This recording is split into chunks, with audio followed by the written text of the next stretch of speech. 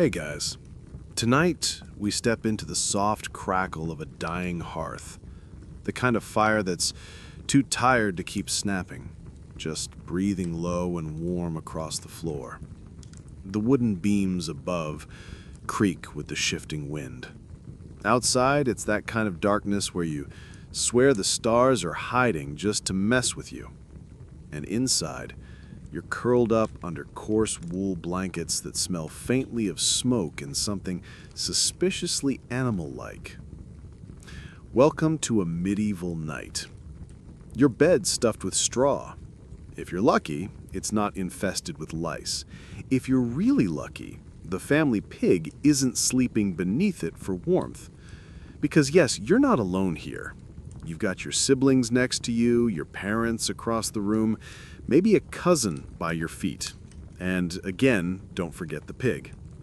Privacy? Not invented yet. And if you think the night ahead is just one long blissful sleep, oh honey, you're not getting off that easy. You're about to experience a nightly rhythm we've largely forgotten. A rhythm with two acts. First sleep, then a waking twilight, then second sleep.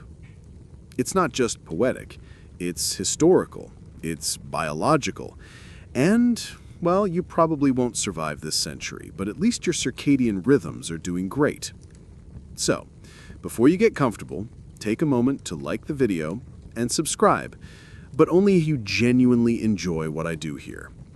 And hey, drop a comment with your location and what time you're listening from. I love knowing where you're drifting off from.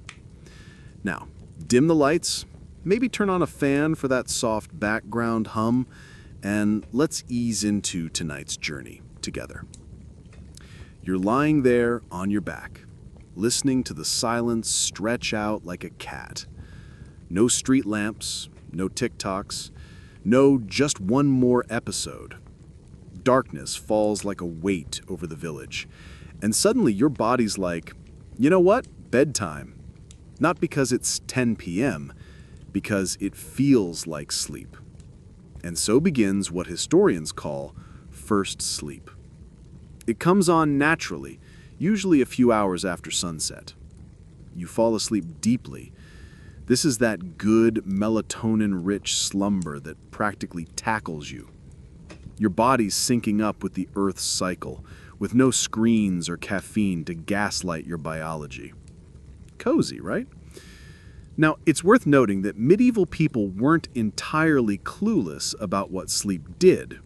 Sure, they thought dreams might come from God, or from demons, or from bad cheese. And yeah, some thought sleep was when your soul wandered off and left your body behind like a parked cart. But they weren't wrong to think that this early stretch of sleep was the deepest, most restorative part. Still, historians still argue whether this two-sleep rhythm was universal across medieval society or more common in rural households. Some claim it's overstated, a misread of literary habits. Others point to consistent mentions in personal diaries, court records, and religious texts. Regardless, here you are, drifting off. First sleep pulling you down like a tide. There's a faint scent of beeswax. Your candles burned low. The embers in the hearth are whispering, your sisters snoring a harmony with the dog. For a few sweet hours, you're tucked inside sleep's warmest lair. But this isn't the whole night. Nope. Something is waiting in the dark. Something like you, waking back up. The hearth dies down. You know it not because you see it, there's barely a flicker now, but because the chill starts creeping back into your toes. The air has a hush, a kind of density to it, like the house itself is holding its breath. You stir, eyes fluttering open, not in alarm, not from noise, but as if something in your core just nudged you softly. It's time. You sit up slowly, the blanket falling from your shoulders like a woolly avalanche. Welcome to the in-between. The first sleep has ended. No clock ticks, No phone screen lights up, but your body knows. It's been about 4 hours, maybe 5, since you nodded off with your face half smushed into your straw pillow. And now you're awake, not by accident, but by design. There's a strange alertness in this moment. You're not groggy, you're not yawning, you're just up. And you're not alone. Your brother scratches his beard and shuffles to throw more twigs into the fire. Your mother mutters a prayer under her breath from the far corner. Someone down the road, probably old Joan, is already outside, talking to her goats. Or herself. Or maybe the goats are talking. Jerry's still out. This middle-of-the-night waking wasn't considered strange at all. In fact, it had a name. In many parts of Europe, they called it the watch. That lovely liminal window between the two halves of sleep, when people would wake deliberately. Not just stretch, roll over, and snore again. No, they'd get up, light a candle, walk around, whisper, think. One historical fact we know for sure, people used this time productively. Some prayed, especially devout folks who used the quiet for reflection. Monks structured their whole routines around nighttime vigils. Others checked on livestock, fixed minor things, tended to the fire. Some even used the time to write or read, though good luck doing that without proper lighting unless your eyes are owl tier. And speaking of lighting, candlelight was a luxury, not your everyday fixture. Most peasants relied on the glow of the hearth or a rushlight, basically a stick dipped in animal fat, stuck in a holder and slowly burning. Romantic, sure, if you're into flickering shadows and the warm scent of sizzling tallow. Now here's a delightful tidbit. In some areas, people believed this wakeful window was the ideal time for conception. That's right, if you were planning to make a medieval baby, this was prime time. Apparently, your body was well rested from first sleep, your mind was clear, and your partner was, well, right next to you, because where else would they be? But before you assume this was everyone's norm, let's be fair. Historians still argue whether this practice was as widespread as the evidence suggests.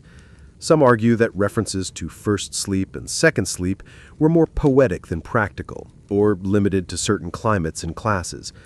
But still, the sheer consistency of accounts from various sources makes it hard to brush off.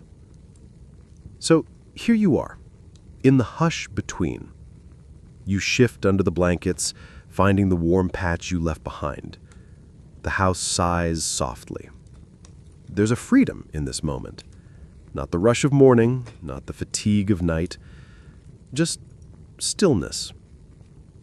Maybe you hum a tune. Maybe you stare at the ceiling and try to remember your dream. Maybe you think about the bread you'll need tomorrow, or that chicken that's been acting suspiciously like it wants to die of natural causes. First sleep is over. The night is only half-lived. Midnight's not for sleeping, at least not entirely. You've already had a good few hours of rest, and now you're in that curious slice of night the modern world has forgotten. Your eyes are open, the darkness familiar, and strangely, you're not alarmed to be awake. This isn't insomnia. It's intermission. Out there, the village isn't dead quiet. Not completely. You hear faint sounds, a sheep baying somewhere in the distance, a distant rooster who can't read clocks crowing far too early, the muffled thump of someone's door opening. Maybe a neighbor's slipped out to check if the coals are still burning in their hearth, or to pee discreetly behind the barn. Respect. This isn't the part of the night for dramatic activity. No jousts, no feasts, but also, it's not about tossing and turning either. In the medieval world, this was a pocket of time tucked into the darkness like a secret drawer. You might stay in bed, whispering quietly to the person next to you, or you might get up, barefoot on cold stone or rough floorboards, to shuffle to the fire and warm your hands. No rush, no productivity guilt, just time. A mainstream historical fact. Documents from the 16th and 17th centuries casually refer to this wakeful period as the watching. It shows up in diaries, plays, even medical texts. One French physician described it as perfectly normal: first sleep, then a waking hour, then second sleep. No big deal. You're not broken, you're on schedule. Now here's a fun fringe tidbit. Some folks thought the time between first and second sleep was especially potent for dream interpretation. Think of it like spiritual halftime. You'd wake up, ponder your dream, maybe even discuss it with a bedmate or a parent nearby. So, I dreamt I was a goose laying golden eggs. That might mean you're blessed, or cursed, or just hungry. Interpretations varied. Others believed this hour opened a little portal between realms, something not too spooky, but just thin enough to let messages slip through. So, if you were into superstition, and let's face it, most folks back then absolutely were, you'd take care not to say anything foolish during this time.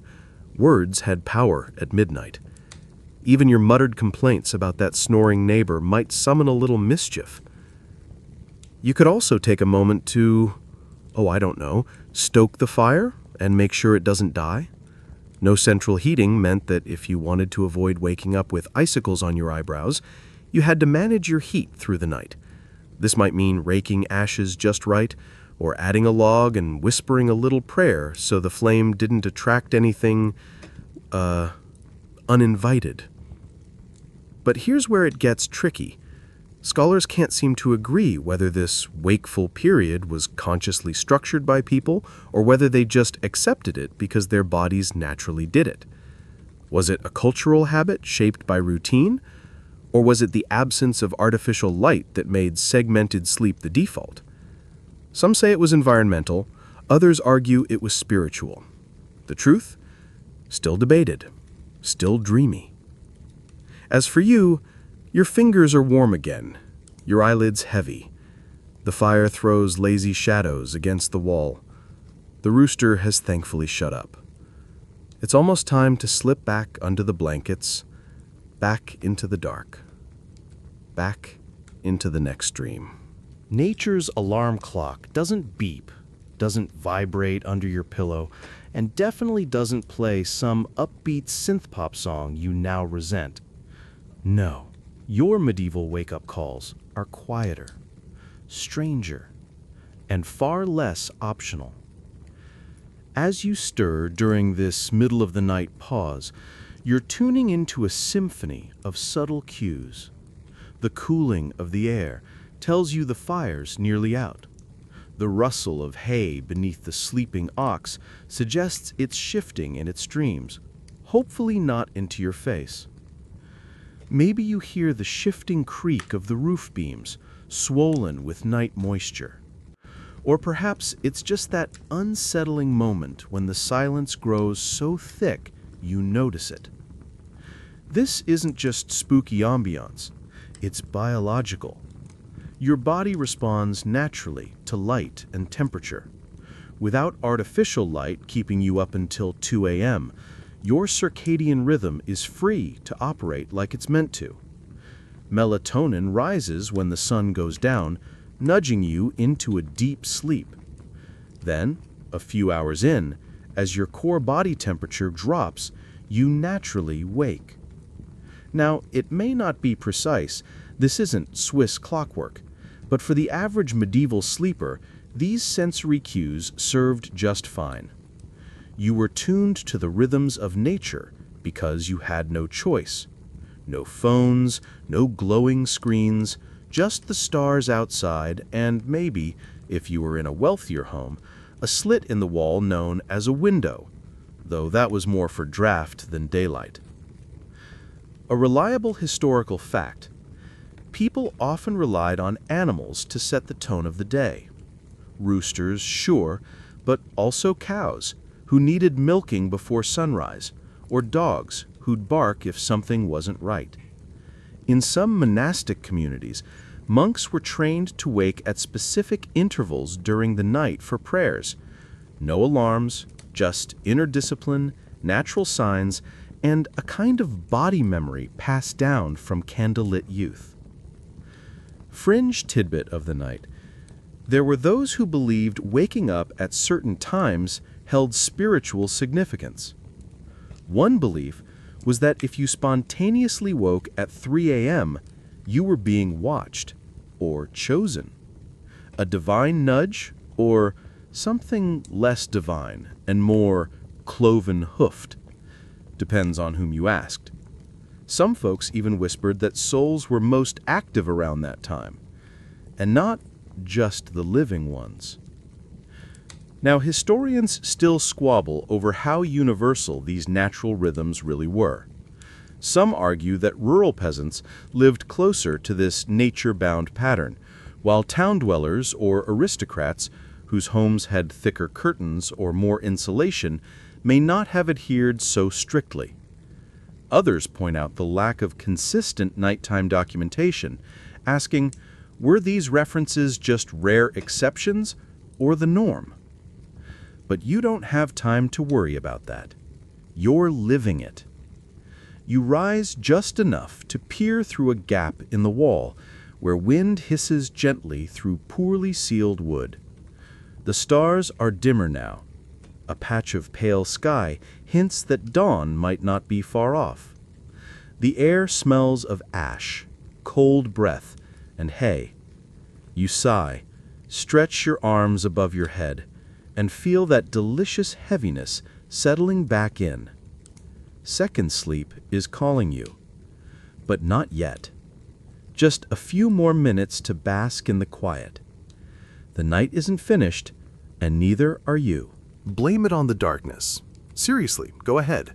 That thick, suffocating kind of dark that medieval nights were known for, it didn't just swallow up your sight, it shaped how you slept, how you moved, even how you thought.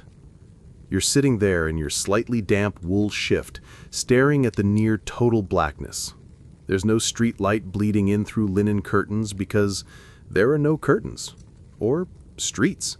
Just a dirt path and the occasional hobbled sheep.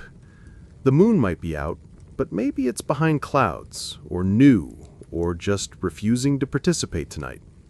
And so, without the comforting glow of bulbs or blue screens, your body naturally shifts. Melatonin production spikes. You crash hard into sleep after sunset, which, let's be honest, came ridiculously early in winter. We're talking 5 p.m. dark, 4:30 if the weather's feeling spicy. You'd be in bed before you even had time to miss not having Netflix. It's not just speculation, by the way. A well-documented historical fact is that medieval life was structured entirely around the sun. Workdays began at dawn and ended at dusk. Artificial lighting existed, sure, but it was expensive, smoky, smelly, and often more hassle than help. Candlelight was for the rich. For everyone else, it was the hearth or nothing. And trust me, that fire wasn't going to last you 8 straight hours unless you were actively tending it. So, here you are, down for the count around sunset, up again sometime after midnight, thanks in no small part to a full-body biological response to the dark, and still a few hours away from second sleep. Perfect time to stare into the gloom and listen to your little brother mumble in his dreams about stolen turnips. Fringe tidbit time. Some folks genuinely believed that the total darkness of night could breed wickedness, not just spiritually, but physically. There were whispered superstitions that prolonged darkness could sour the humors, especially if you didn't sleep enough, or conversely, slept too much. Basically, the dark could make you sad, evil, or gassy, sometimes all three. So if you were awake between sleeps, it was actually seen as a sort of balance. You were letting the darkness pass through you without letting it fester. Neat, right? Now, cue the scholarly side-eye. Some historians believe this whole segmented sleep thing has been blown a little out of proportion. Yes, it appears in texts, journals, and even legal testimonies from the 15th century onward. But were people always waking up in the middle of the night? Or just the ones who mentioned it? Records are patchy, and silence doesn't always mean absence, so the debate lingers, like a medieval fart beneath a too warm blanket. But for you, there's no debate. You're part of the darkness. The walls are barely visible outlines. The ceiling is a void. The only light flickers from cooling embers and a rushlight sputtering in the corner. Your eyes adjust, not fully, but enough. You can make out the outline of your sister's braid, the bent shape of your father's back as he adjusts his cloak, still half asleep. The dog sighs heavily. Somewhere, the wind rattles the shutters like it's testing them for weak spots. And through all of this, you're still awake. Because in the medieval night, darkness wasn't just absence. It was a rhythm, a pause, a breath. The science of sleep, before science even existed, was, let's say, a little more imaginative than our current understanding. You're lying there, awake between sleeps, and maybe you feel a little restless, or a bit floaty, or like your soul might have taken a midnight stroll without your permission. Totally normal. At least that's what medieval folks thought. So here's the vibe. It's dark, quiet, you've had your first good chunk of sleep, and now you're up. You're not panicking, you're not worried. In fact, you might be relieved, because this break was expected, embraced even. A slice of mental space before drifting back into slumber. Still, without sleep scientists or blue light filters, people leaned on their trusty standbys. Galen, Hippocrates, and whatever local superstition Aunt Marjorie swore by. A mainstream fact to ground us. Medical understanding of sleep in the Middle Ages was built on the classical four humors theory. Blood, phlegm, black bile, and yellow bile. Lovely. Sleep, according to the learned gents of the day, was when your bodily humors settled, your internal fires cooled, and your brain had time to rebalance. But if you slept too little, madness. Too much, laziness, melancholy, possibly death. So, sweet dreams. But here's the twist. Some thought your soul actually left your body during sleep. Not metaphorically, literally. Like it took a scenic journey out the window, through the clouds, maybe stopped for a pint with an ancestor. And if someone woke you too suddenly, you might lose it. Just poof, gone. It was dangerous. Which is why shaking someone awake mid-sleep wasn't just rude, it was considered soul-threatening. So maybe keep that in mind before you nudge your brother for snoring too loudly. Now, waking naturally between sleeps, that was a different story. It was gentle, natural. Soul stays intact, your body just knew. That in-between time became a moment to listen to dreams, to reflect, to whisper a few prayers in the darkness and let your mind unfurl a little. And yet, here comes the debate again. Some scholars think we're over-romanticizing all this. Maybe these watch periods weren't universally serene.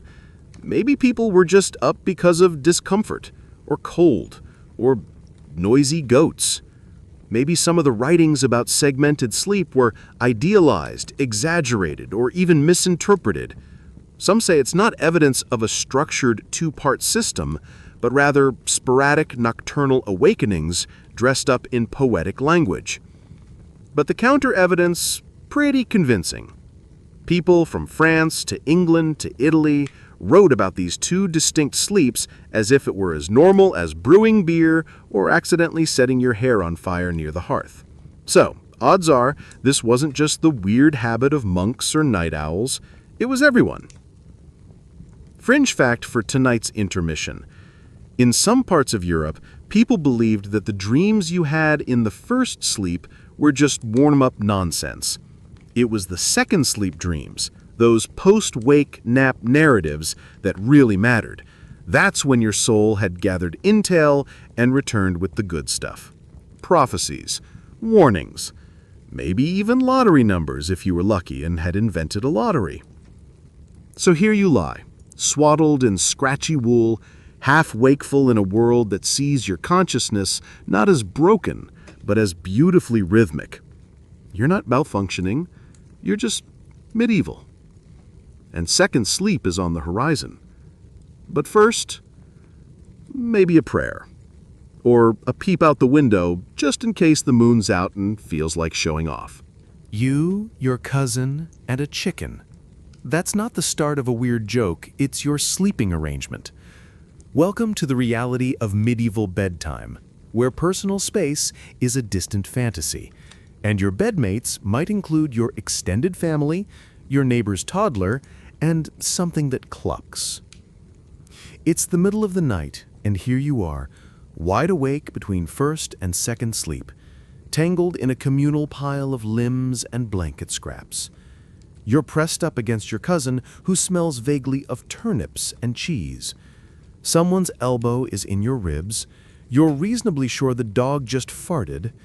And beneath the bed, oh yes, that's the family chicken, rustling softly in the straw, dreaming whatever chickens dream. Probably about escaping. This wasn't just cozy, it was survival. A basic, historically verified fact: heat was precious. Fireplaces were inefficient, fuel was limited, and houses weren't exactly insulated masterpieces. The more bodies you had in a room, preferably under one sagging canopy, the more warmth you could trap. So families slept together.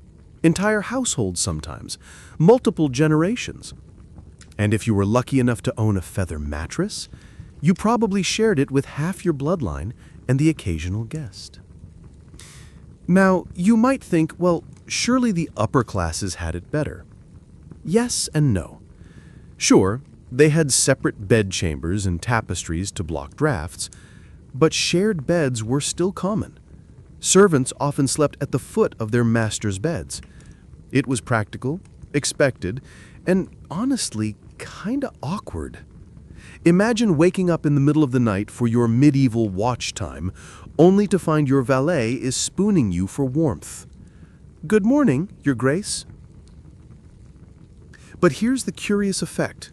This intimacy, this entanglement, shaped the wakeful time. You weren't getting up to wander the manor hall solo. You were probably murmuring quietly with your bedmates, talking about dreams, complaining about that weird itch on your ankle, maybe planning the next day's chores or whispering gossip about the tanner's wife.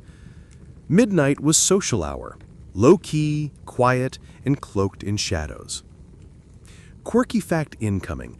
In some rural areas, people believed it was risky to speak too loudly during the night.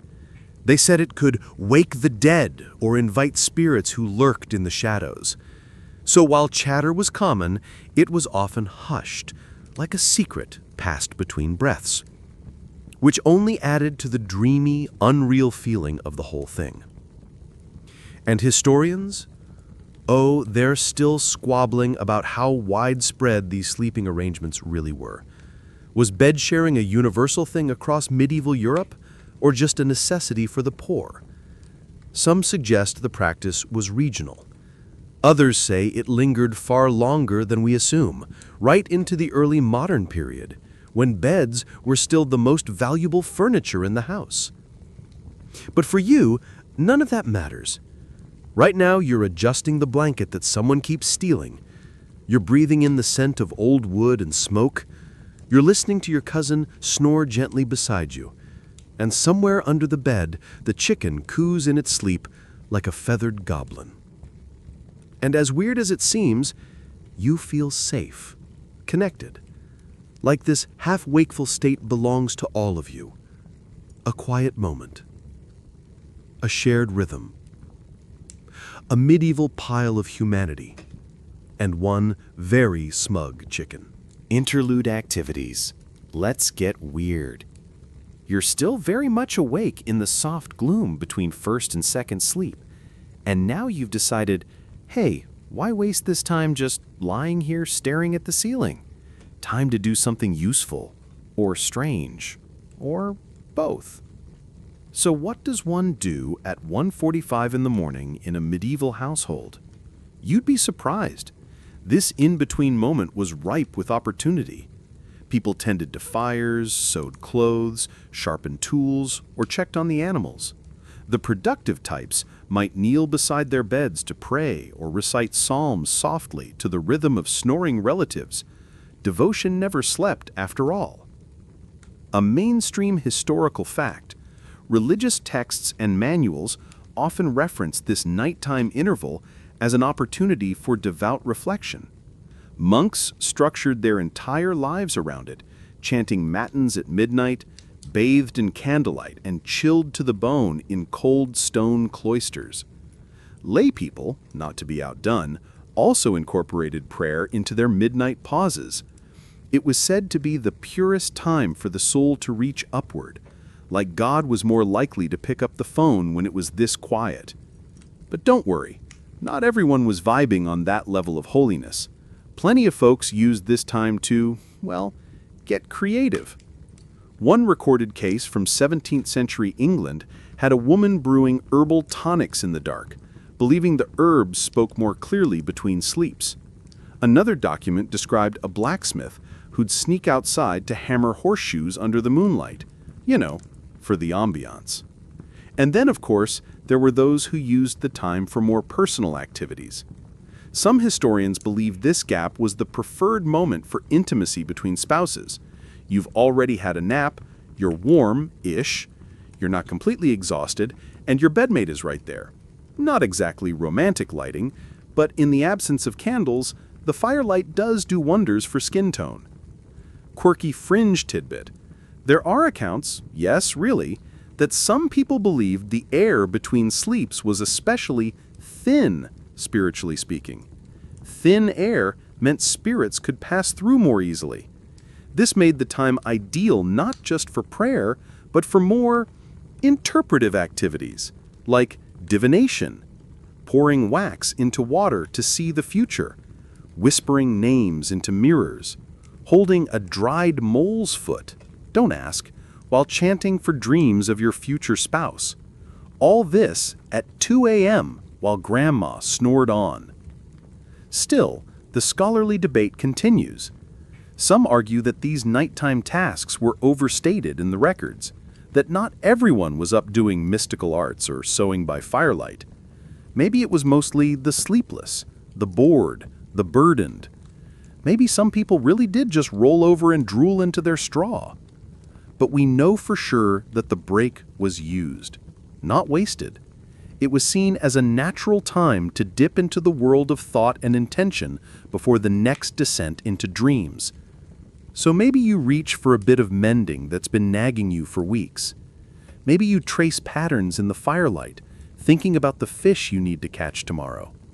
Or maybe, just maybe, you crack open a crust of stale bread and chew silently in the dark, crumbs falling into the blanket folds. A midnight snack, medieval style. No cheese boards here, just cold bread and a questionable onion. You exhale slowly. The chicken shifts. The night stretches on, just a little more. The Midnight Gossip Club is in session. No invitations needed, no secret handshake. Just a warm body, a quiet voice, and a willingness to whisper into the dark while everyone else tries, and mostly fails, not to listen. You're back in bed now, sort of. Curled beneath scratchy wool and pressed shoulder to shoulder with your cousin again, because of course. But sleep hasn't returned just yet. So you talk, softly, slowly, like it's a confessional only the shadows can hear. In a world without TikTok, without email, without anything resembling private time, this midnight watch was a rare sliver of stillness. First sleep washed away the day's noise. Second sleep hadn't yet called you back. So what did people do in this silent intermission? They talked. About everything. Or nothing. A historical fact we can lean on here. Letters and diaries from the period reveal that these late-night murmurs were a known, almost expected phenomenon. Husbands and wives often reported having their deepest conversations during this wakeful pause. Children asked questions they'd been too shy or too busy to pose earlier. Even within communal sleeping arrangements, the hush of night made people brave in a gentle way. There was something about the dark that turned even gossip into poetry. You whisper to your sister about the village fair, or wonder aloud if the neighbor's new oxen are really as cursed as people say. You and your father quietly strategize tomorrow's planting, speaking as if the dirt can already hear you. The baby in the corner stirs, sighs, and settles again. The conversation flows like warm honey, slow and unhurried. Now, fringe tidbit time. In some regions, it was believed that if you told a secret during this in-between time, it would stay secret, like the dark itself sealed your words. Others thought that promises made between sleeps were more binding, sacred even. So if someone proposed marriage, or forgiveness, or a pact to steal pies from Widow Branwen's pantry the next market day, it counted more. Technically not legally binding, but spiritually, big yes. There's also the curious idea that laughter during this time, soft, muffled giggles, was considered good luck. A house that could laugh at night, even in whispers, was said to be protected from sorrow. So if you chuckle at the way your uncle talks in his sleep, or how the chicken under your bed just let out a suspicious cluck, you're basically blessing your home. You're welcome. Now, not all historians are on board with this whole midnight social idea. Some think the whole midnight social idea is exaggerated, a romantic lens applied by later generations. They point out that with so many people crammed into tiny living quarters, conversations were probably more about necessity than bonding. You know, like, move over, you're hogging the blanket, or stop breathing like that, you sound like the bellows. But the truth likely lives in the middle. People did talk, they did connect. Because in the absence of distraction and artificial light, the darkness offered a quiet intimacy, a chance to share space, time, and breath without the usual distractions. So here you are, still not sleepy, still swaddled in warmth and whispers. And even if the words being exchanged are silly or fleeting, the feeling isn't. It's human. It's soft. And it's something we've lost. Monks did it first. As in, before segmented sleep became the nightly rhythm for farmers, bakers, or that one neighbor who always seemed to be tanning hides at weird hours, it was already the norm inside cold stone walls where voices echoed in Latin and the candles never really went out. You're not in a monastery, but for a moment, let's pretend. You're wrapped in a rough wool habit, lying on a thin straw mattress in a cell barely wider than your outstretched arms. The air smells of old incense and damp stone. You've drifted into first sleep under the low thrum of Gregorian chants still ringing in your ears. But then, just a few hours later, you're up again. Not accidentally, on purpose. The bell tolls and it's time for matins. That's the midnight prayer service. Yes, midnight. Yes, on purpose. Monks structured their entire day around the divine office, a rigorous schedule of prayer intervals known as the Liturgy of the Hours. And one of those hours fell right smack in the middle of the night. Historical fact, this wasn't just a niche quirk of one monastery in the Swiss Alps, it was widespread. Benedictine monks, for example, were expected to rise in the darkness, chant their psalms, contemplate scripture, and then, if they were lucky, return to their cells for a bit more sleep before lauds. The next round of prayers kicked off just before dawn. This rhythm of rise, pray, rest wasn't an interruption. It was built into their very concept of holy living. And because monasteries were often the intellectual and cultural hubs of their regions, it's likely that this pattern, this deliberate midnight wakefulness, bled into the wider population. Whether directly, as in servants mirroring their masters, or indirectly, through cultural osmosis, the monkish sleep break became, well, monkish mainstream. Quirky tidbit for the night: some monks reportedly had to be prodded awake for matins, not with a gentle nudge, but with what was basically a long pole. Imagine the world's least gentle alarm clock. In certain strict monasteries, a designated brother, sometimes called a wakener, no joke, went cell to cell poking sleepy monks so they didn't sleep through their divine appointment. You think your roommate's annoying? Try getting jabbed with a stick while being told to rise and chant about humility. Of course, historians still dispute the direct line between monastic practice and civilian segmented sleep. Was it the monks who normalized this rhythm for the rest of society, or were they just following an older, more natural human cycle themselves? Some scholars argue that this sleep pattern was simply a result of biology reacting to darkness and cold, and the monks just wrote about it more often because, well, monks wrote everything more often. Still, there's no denying their influence. These were the people preserving books, teaching students, brewing excellent beer, shout out to the Trappists, and yes, shaping social norms. Their nighttime wakefulness was framed as divine, holy, intentional. So while you may not be rising to chant Latin verses by torchlight tonight, you're part of that same old rhythm. First sleep, then wakefulness, just long enough to feel the presence of something bigger. Whether that's God or just the warmth of your blanket creeping back in. You don't need a monastery bell. Your body knows. The night is still yours. Dream portals and sleep portents. Yes, that's where we're headed now. You've finished your midnight whispering, your fire tending, maybe even a cheeky midnight snack. Was it cheese? Risky move. And now your eyes are beginning to close again. But hold on, because in the medieval world, what you dream next might just decide your fate. You see, the second sleep was special. It was dreamy with a capital D. That last stretch of slumber, post-watch, was when the veil between worlds thinned.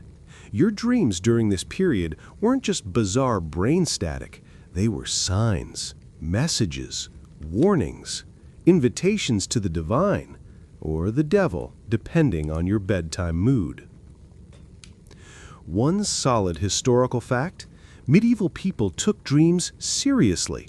We're talking full-on dream manuals, written and copied by hand, that explained how to interpret what you saw when your eyes were closed. Dreamt of teeth falling out? Prepare for a death in the family. Riding a white horse? Something good's coming. Swimming in a river? That one could go either way, depending on whether you made it to shore or were dragged down by ghost fish. Interpretations weren't just superstitions, they were systems, treated like miniature prophecies wrapped in metaphor and hay dust. But the fringe gem here is that some believe dreams during your second sleep were pure. The first sleep cleared out the nonsense, those jumbled dreams of chasing pigs with human faces or falling into endless barrels of eels. But second sleep? That's when your soul, freshly returned from its midnight wandering, could pass along meaningful insight. It was more aligned, more receptive, basically dream prime time. In fact, some households had dream-sharing traditions. You'd wake up in the morning and over a pot of ale or goat's milk casually recount what you saw in your sleep. I dreamt our neighbor turned into a tree. Ah, your aunt might nod. He's probably hiding money. Helpful, but also weirdly specific. People even used herbs and charms to influence dreams. Mugwort under the pillow, for instance, was said to enhance prophetic dreams. A sprig of rosemary might ward off nightmares. And if you were especially serious about catching a message from the beyond, sleep with a slice of blessed bread under your tongue. Try not to choke on it. Of course, modern scholars love to poke at this. Some argue that all this dream obsession was just a way for people to make sense of uncertainty. Illness, crop failure, sudden misfortunes. They needed a language to interpret the chaos. Others say it's all just exaggerated in folklore and literature, not truly indicative of everyday belief. Sure, they say, people mention dreams, but that doesn't mean they based decisions on them. Except they kinda did. Historical court records include testimonies influenced by dreams. Royal advisors occasionally warned kings based on their nocturnal visions. People made marriages, broke engagements, and bought livestock depending on what they saw behind their closed lids. And you're just starting to drift. The fire is a faint glow now. The chicken has gone quiet, finally. Your breathing slows, and your body curls instinctively.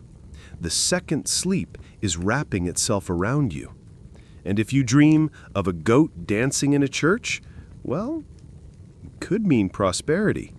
Or bad cheese again. Either way, you'll want to remember it. Lighting the night. Sort of. Look, you're not flipping a switch. You don't have a bedside lamp. There's no ambient glow from a city skyline. If you want light during your midnight wakefulness, you've got to earn it, preferably without setting your house on fire. Again. It's just after your first sleep, and you're reaching for something to illuminate your way to the hearth. What are your options? Well, let's see. There's the fire, of course, though it's mostly glowing embers by now. You might toss on a log, hoping it catches.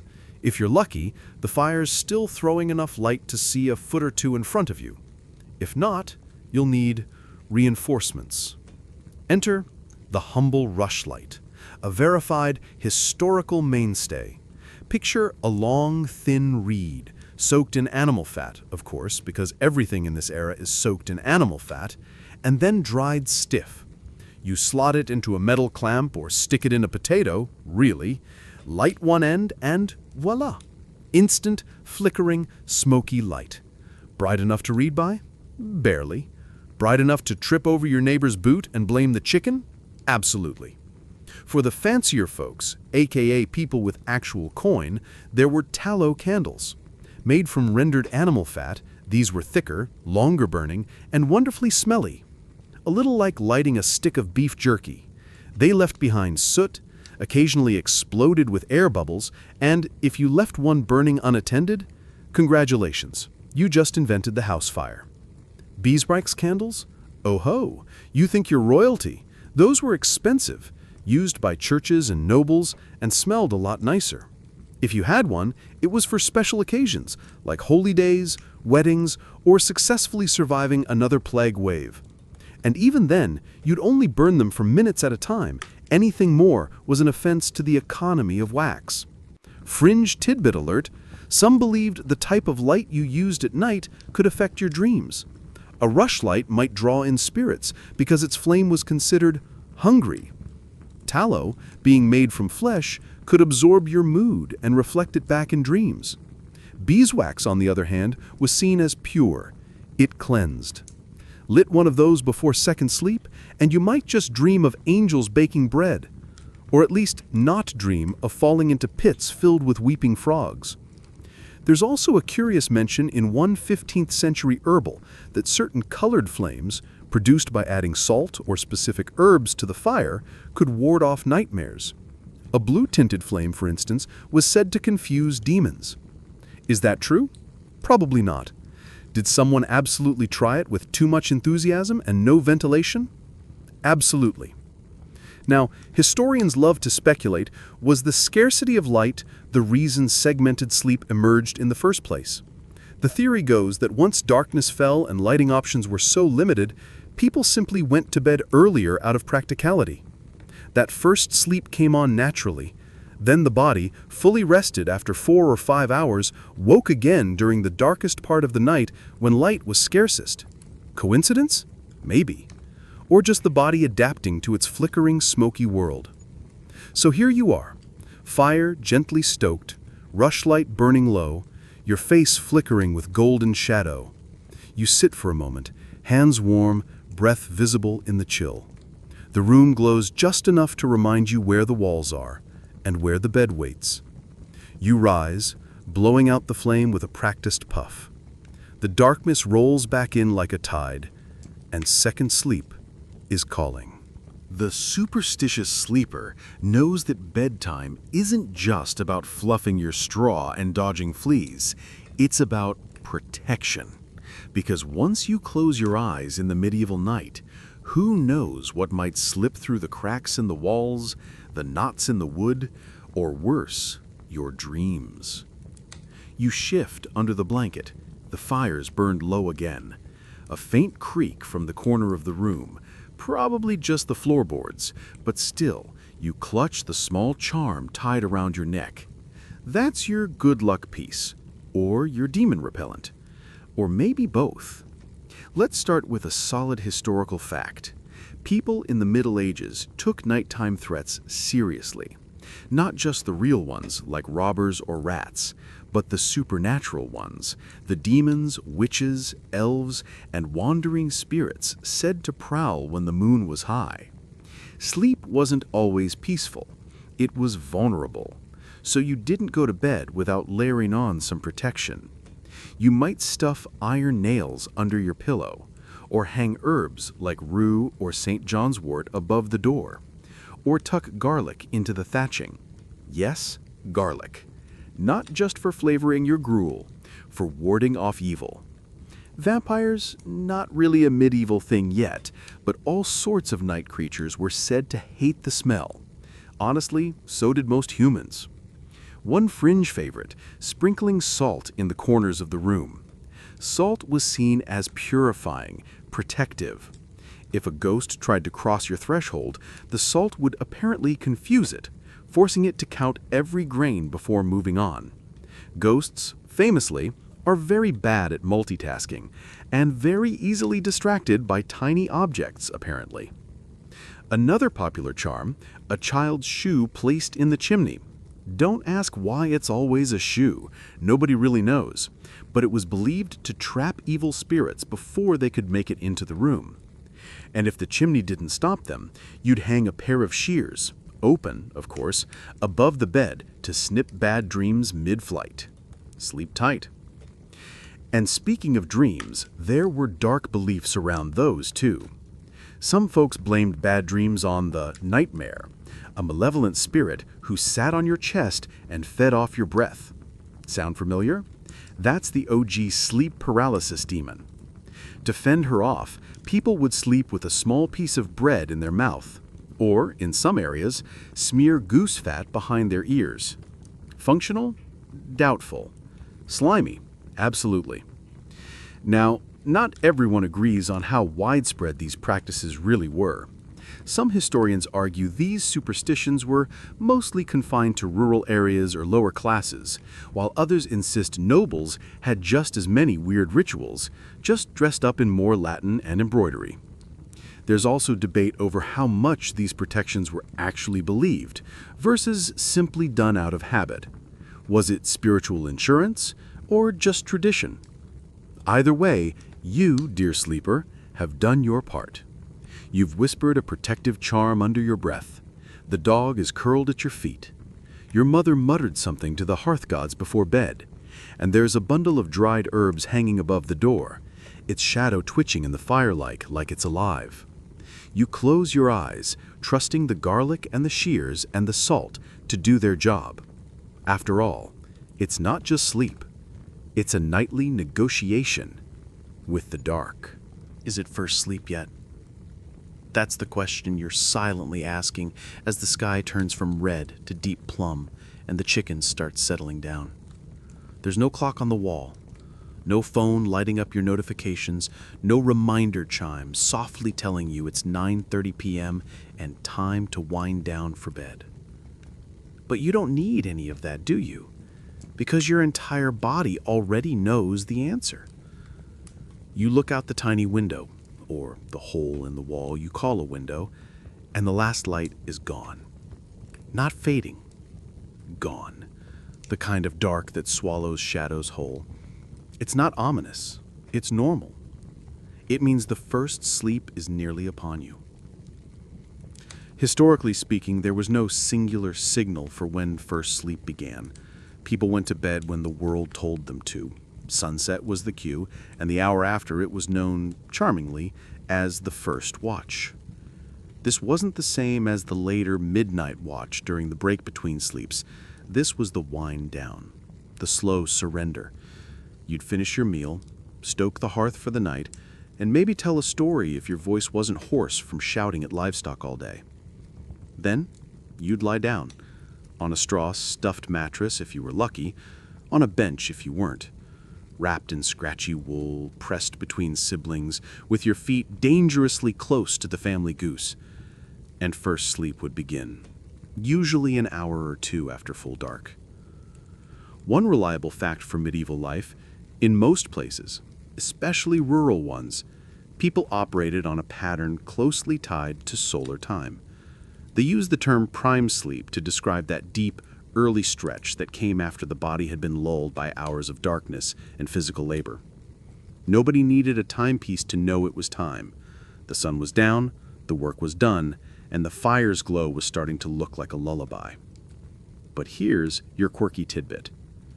Some folks kept track of first sleep not by sun or shadow, but by sound. That's right. You'd listen. To what?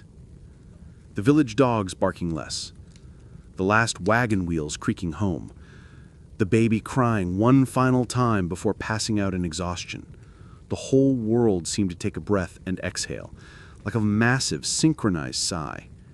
And then people knew. Bedtime. Also, if you were in a village lucky enough to have a church, the bell might ring to signal Compline, the final prayer of the day.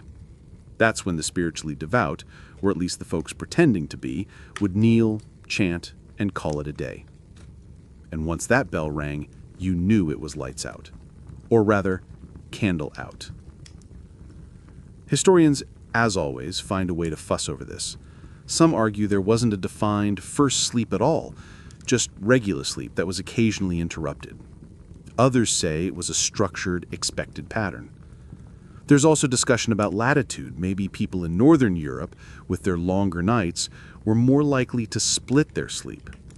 Meanwhile, Mediterranean regions, with warmer nights and later sunsets, may have had different patterns entirely. But tonight, you know. Your muscles ache, your eyes are heavy, and the only thing louder than the silence is the gentle hiss of the hearth as it settles. You pull the covers over your chest, sigh, and drift. First sleep washes over you like a tide, cool and deep and ancient. Outside, the world darkens further. Inside, your dreams begin. Sleeping in castles and cottages, two wildly different backdrops, same basic truth. Everyone, highborn or hay-stuffed, lived in a world where segmented sleep was part of the rhythm. But how you experienced it, oh, that depended a lot on your real estate. Let's say that tonight, you're not in your cozy little timber cottage with a chicken under your bed. Let's swap that for a cold stone castle, towering above the village like a frozen loaf of bread. You're not peasant you now, you're noble you. Congrats! You might be wearing a nightcap made of imported linen and sleeping in a 4-poster bed. But don't get too excited. It's still medieval sleep, and that means segmented sleep, drafty rooms, and likely sharing that fancy mattress with at least one snoring relative or your assigned personal attendant, or both. Here's your mainstream historical fact. Even in castles, heating was terrible. Stone retains cold like it's getting paid for it. Those tapestries on the walls, not just decoration, they were thermal insulation. Your fire roars in the hearth, if you're rich enough for constant wood, but the warmth doesn't reach far.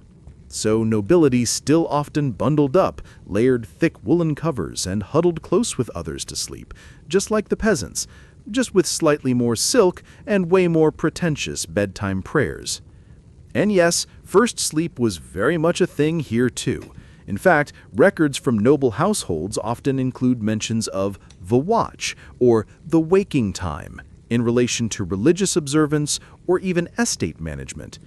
You might wake after a few hours and review estate papers by candlelight, or write a letter to your cousin about how dreadfully exhausting it is to be this rich and this cold.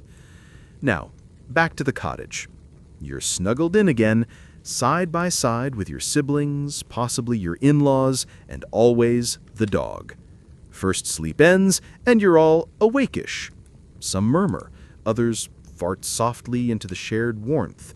It's rustic, yes, but it's home. You don't do estate paperwork. You check your cheesecloth to make sure the rats haven't chewed through it. Now for our quirky tidbit. In both castles and cottages, people believed that the sleep-wake rhythm wasn't just a natural part of life, it was an indicator of virtue. Falling asleep quickly and waking naturally between sleeps was considered a sign of a well-ordered body and mind. If you couldn't sleep, you might be too anxious, too sinful, or, heaven forbid, dabbling in forbidden thoughts. Looking at you, Lord Geoffrey, who definitely stays up too late with his lute. Yet again, scholars can't help but argue about this. Some say segmented sleep was more of a necessity for peasants, driven by physical exhaustion and early sunsets, while wealthier classes had better bedding, heavier curtains, and more flexibility. Others argue the evidence shows this rhythm cut across class lines. Letters, medical texts, religious diaries all mention first and second sleeps in the same breath, whether penned by farmers or friars or fancy ladies named Isolde. But the difference, of course, was in how the time was spent. The cottage folk might whisper about their harvest. The castle dwellers, more likely to recite a psalm or write poems about sad flowers. Both groups watched the fire. Both shifted under their covers. Both waited for the lull that came before second sleep. And so do you. The rushlight flickers, the cold stone and the thatched wall, the velvet and the hay, all part of the same night. Because no matter your bedpost carvings, sleep still comes in two waves.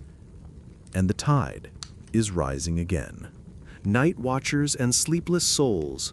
While most of the household settles back into the slow lull between first and second sleep, not everyone gets the luxury of yawning their way through the night. Someone has to stay awake. And whether by duty, fear, or choice, that someone might be you. Let's say you pulled the short straw tonight. You're the designated watcher, the one expected to keep the fire alive, tend to the livestock, or maybe just keep an ear out for wolves. Or worse, your cousin trying to sneak more blankets. In medieval towns and villages, this role wasn't uncommon. Many communities assigned night watchmen to patrol streets or keep the peace. In cities, these men rang bells at regular intervals, checked doors, and occasionally yelled out the hour. Imagine being jolted from second sleep by someone shouting 3 of the clock and all's well at full volume. Charming. Necessary. Annoying. Here's your solid historical fact. Formal night watches were mandated in many European towns by the 13th century. In England, for example, the 1285 Statute of Winchester required towns to maintain regular night patrols. The reasoning? Fire prevention, theft deterrence, and general moral snooping. If you were up to no good at 2 a.m., you could bet some guy with a halberd and a suspicious mustache would ask what you were doing. But inside the home, the watchers were more informal. Maybe your father sat by the fire, half dozing, making sure it didn't go out. Maybe your grandmother muttered her prayers and whispered old stories to keep herself awake. Or perhaps, just perhaps, your weird cousin Gregor volunteered again for the 6th night in a row. No one's sure why. Gregor says he just likes the peace, but you're starting to suspect he's talking to ghosts again. Now for our fringe tidbit. In certain regions, it was believed that if no one remained conscious, something might come into the home. Not a thief or wild animal, but a presence, a kind of night air that wasn't exactly evil, but wasn't friendly either. Just curious, watching, listening. The kind of thing that might slip in through the cracks and rearrange your dreams, or worse, your soul. To keep it out, someone had to be awake. Just one person, to watch, to listen back. Some watchers took their job seriously. They stayed alert, paced, kept the fire alive, maybe even sang softly to keep themselves awake. Others, let's be honest, just sat there with a cup of something warm, nodded off mid-prayer, and hoped nothing set the house on fire. Historians still go back and forth on how spread this role was inside households. Was there always someone consciously awake, or was the idea of watching more metaphorical, tied to spiritual readiness or nighttime prayer? It's hard to say. Some accounts mention it like clockwork, others not at all. Maybe the watcher wasn't a role, it was just whoever couldn't fall back asleep. And sometimes that person is you. You sit beside the dying fire, eyes half-lidded, listening to the gentle breathing of your family and the occasional groan of the rafters. You poke the embers, not too hard, just enough. The shadows dance a little. You hum a low tune you barely remember learning. Not quite asleep, not quite dreaming, just watching. Because someone has to. Second sleep begins. Not like a door slamming shut, but like mist rolling in over a field. Quiet, creeping, familiar. You've been awake for a while now, maybe an hour, maybe two. Time isn't being measured by minutes here. It's being measured in firelight flickers, chicken murmurs, and the soft shifting of the straw mattress under your spine. And now, you feel it. That tug, that subtle, irresistible weight behind your eyelids. Second sleep is calling, and this time, it's deeper. Not in the way first sleep knocks you out like a sack of turnips after a day in the fields. Second sleep is gentler. It glides in on soft feet. Your breathing slows. You curl deeper under the blanket, maybe nudging your cousin who's hogging it again. The dog sighs. The fire gives one last pop. Historically speaking, second sleep was known as morning sleep in some places, a documented period that took you from the tail end of night into the earliest hints of dawn. One French doctor in the 1500s even described this phase as the golden sleep, suggesting it was where the most vivid dreams happened and the deepest restoration took place. And unlike the full unconsciousness of first sleep, second sleep allowed for a peculiar kind of awareness. You might drift in and out, hovering at the edge of dreams. If you're lucky, they're good dreams, filled with sun-dappled meadows or oddly helpful cows. If you're unlucky, well, at least someone hung shears above the bed, right? Fringe tidbit for your sleep journal. In some folklore traditions, second sleep was the dream-gathering hour. People believed that during this window, spirits passed through, whispering secrets into your ears. That's why you might wake up with sudden clarity about where you lost your knife, or who stole your turnips again. Some claimed angels roamed during these hours. Others weren't so sure it was angels. Either way, dream interpretation manuals gave special attention to dreams had during second sleep. That's when your mind was most open. Now here's where our old friends, the historians, start squinting at each other across dusty library tables. Some argue second sleep was a conscious societal routine observed across class and country, while others think we've been too generous. They say it wasn't really two sleeps, but one sleep with interruptions, a glitch in the medieval night. But honestly, when enough people across centuries consistently mention this rhythm, it starts to look less like a glitch and more like the original software. As for you, you're sinking fast. Your thoughts trail off mid-sentence. You can't remember if you poked the fire or just thought about it. Your body is heavy, but your mind feels oddly light. That lovely looseness of near dream where logic gives up and symbols take over.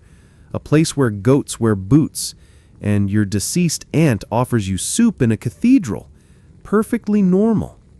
The world is still. Everyone's breathing in sync again. The chicken under your bed has gone silent, either asleep or plotting. Hard to say. And second sleep takes you. Full, slow, enveloping. You don't resist it. You never do. Because this part of the night, the part that the modern world has forgotten, feels like coming home. The witching hour gets practical. Forget cauldrons bubbling and ominous thunderclaps, though, let's be honest, there's probably a toad outside doing something suspicious. But in the medieval world, the middle of the night wasn't just about magic or mystery, it was also about getting stuff done. So here you are again, somewhere between midnight and rooster o'clock. You've woken naturally, no alarm required, and while the rest of the house snoozes their way into second sleep, you decide, might as well make yourself useful. And you wouldn't be the first. There's a steady drumbeat of historical evidence that people used this quiet slice of night to tackle the sorts of tasks that were better done when the house was calm, the fire was warm, and nobody was yelling about whose turn it was to clean the chamber pot. For example, baking, a classic.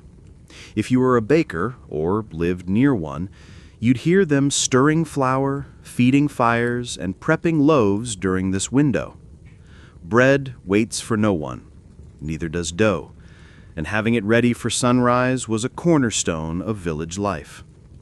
Another documented use of the midnight stretch? Spinning. Not the Peloton kind. We're talking flax and wool, baby.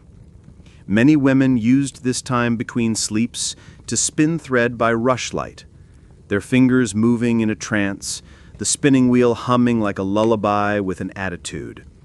There are even references to spinster's hour, a term whispered half affectionately and half annoyedly by husbands who just wanted the bed to stop squeaking. Quirky fringe tidbit. In some households, this in-between time was when you'd inspect your shadow. Yep, some believed your shadow, if caught in firelight just right, could reveal health issues, impending doom, or bad luck build up. If your shadow looked twisted or too long, might want to hang a clove of garlic or light a beeswax candle, just in case. And yet again, historians debate, was this nighttime productivity widespread, or just the desperate multitasking of sleep-deprived parents and overworked laborers? Some scholars argue the records exaggerate how common this all was, pointing out that many of these accounts come from larger households or wealthier communities that could afford to waste a bit of tallow at 2 a.m. Still, the rhythm is hard to deny. When your first sleep gives you 4 solid hours, and your second one isn't ready to kick in yet, your hands get antsy. The fire's warm, the night is silent, and your tasks, mending, braiding, writing, praying, feel less like chores and more like rituals, almost meditative. So tonight, you rise with purpose. You adjust your nightshirt, shuffle to the hearth, and find that bit of wool you meant to untangle. Your fingers work without thinking. Outside, the moon glows fat and low. The silence feels like a shared secret between you and the rest of the slumbering world. A few more moments of this. Then, the bed will call again. Your eyelids will begin their slow descent, and you'll slip into second sleep like a thread through cloth. Quiet, practiced, inevitable. But not yet. Chamber pots and nightcaps. The unglamorous but absolutely essential duo of medieval midnight survival. You've been up between sleeps, maybe poked at the fire, spun some thread, contemplated your shadow and what that shape meant. And now, nature's calling. Loudly. And inconveniently. Let's be honest, medieval plumbing was not a thing. If you had to go in the middle of the night, and let's face it, between the ale, the goat's milk, and your cousin snoring like a thunderstorm, you do. You weren't strolling down a hallway to a powder room. No. You had options, none of them elegant. First up, the chamber pot. A basic, bowl-shaped container tucked beneath the bed or in a quiet corner of the room. Sometimes ceramic, sometimes pewter, sometimes wood. Always dignified. And by dignified, I mean something everyone in the house pretended not to hear being used at 2:17 a.m. The key to chamber pot etiquette? Do your business quickly, quietly, and definitely don't spill. Historical fact time. Chamber pots weren't just for the poor. Even the wealthiest nobles relied on them. Castles didn't exactly have ensuite bathrooms. Sure, some fortresses had garder-rooms, those odd little toilet alcoves that emptied straight into the moat or a pit, but most folks, even those with embroidered sleeves, used a pot in the room. No shame, just splashy reality. And once the pot was used, well, that was tomorrow morning's problem. You'd hand it off to a servant, if you were fancy, dump it out a window, if you were bold, or, if you were most people, shuffle out to the dung heap at dawn and pretend it never happened. Now, the nightcap. Ah, yes. Not the drink, sadly, but the headwear. A soft cloth cap tied gently under the chin, worn to keep your head warm in the drafty abyss that was your sleeping quarters. Because when your bed was jammed up against a wind-rattled wall and your blanket was shared with two cousins and a damp dog, the only thing keeping your ears from freezing off was that little cotton bonnet. Fringe tidbit for the evening. Some people believed nightcaps held more than just heat. They thought dreams could enter through the top of your head if it wasn't covered. That your exposed scalp was like a chimney for spiritual interference. Wear your cap equals keep the weird stuff out. Forget it, you might wake up with visions, confusion, or, according to one 14th century herbalist, a wandering of mind most unclean. Yikes. Naturally, historians aren't entirely unified here. Some claim nightcaps were more of an early modern trend, gaining real traction during the 16th and 17th centuries. Others insist versions of head coverings go back even further, especially in colder climates where fashion played second fiddle to not dying of hypothermia while sleeping. But back to you. You've done what needed doing. The chamber pot's back under the bed, your nightcap is snug, you wipe your hands on your tunic, stare at the dim glow of the fire one last time, and crawl back under the covers. One leg in. 2. You shift. Sigh. The dog groans and rolls over. And once again, you are wrapped in wool and darkness and silence. Second sleep waits just beyond this breath. The bell tolls for slumber, not just metaphorically, but quite literally. Because in the medieval world, you didn't just rely on the sun or your bladder to guide your sense of time.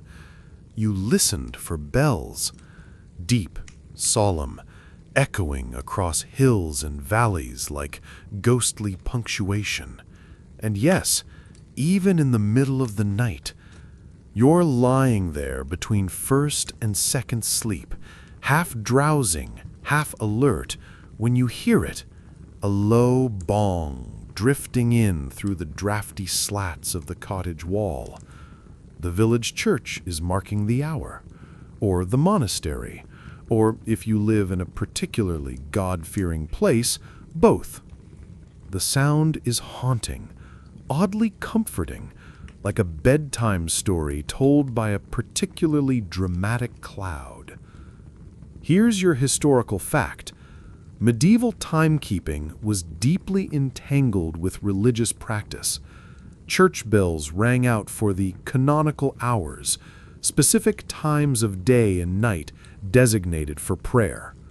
Matins around midnight, lauds before dawn. And if you were in a religious order, this wasn't optional.